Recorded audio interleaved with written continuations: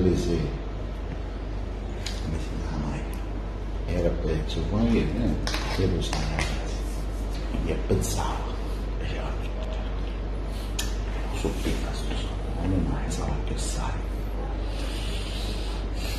Io andavo, quando sono giusto 5.500 euro. Ma stamattina chiamo la maglia, chiamavo per sempre, vabbè, se mi lo potesse a caso, che non ci pensavo più, e andavo sul bravo.